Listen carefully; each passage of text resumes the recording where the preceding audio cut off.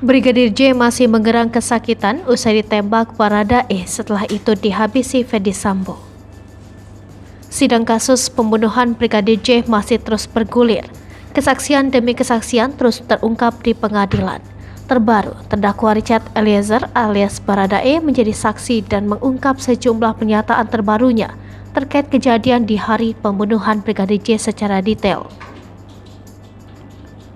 Seperti diketahui, Brigadir J tewas ditembak di rumah dinas Patan Kadipropam Polri Ferdy Sambo di Duren 3, Jakarta Selatan. Sejumlah kesaksian Baradae ia sampaikan di hadapan hakim.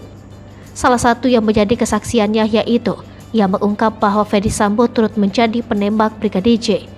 Awalnya, Baradae menceritakan saat tiba di rumah dinas Duren 3 yang menjadi TKP pembunuhan Brigadir J, ia langsung menuju ke kamar di lantai 2. Saat menuju ke lantai 2, ia melihat sang sopir Kuat Ma'ruf dan Putri Chandrawati, istri Ferdy Sambo yang berjalan di depannya menuju kamar di lantai 1. Kuat hanya mengantar tas PC ke kamar, sedangkan PC masuk ke dalam kamar. Saat berada di kamar lantai 2, Baradae masih merasa takut dan cemas, lantaran sudah mengetahui penembakan akan terjadi. Baradae pun sempat berdoa agar peristiwa pembunuhan itu tidak terjadi. Setelah itu, ia mendengar suara Ferdy Sambo dari lantai bawah. Mendengar suara Ferdy Sambo, Baradae kemudian turun. Saat turun, ia melihat Ferdy Sambo seorang diri dan sudah mengenakan sarung tangan hitam.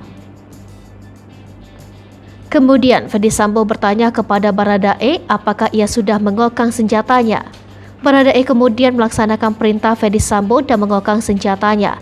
Setelah itu, senjata tersebut ia masukkan lagi ke pinggangnya sembari berdiri di pinggir meja. Kemudian, Brigadir J masuk bersama dengan Kuat Ma'ruf dari Ricky Rizal. Brigadir J berada di depan, diikuti Kuat Ma'ruf dari Ricky Rizal.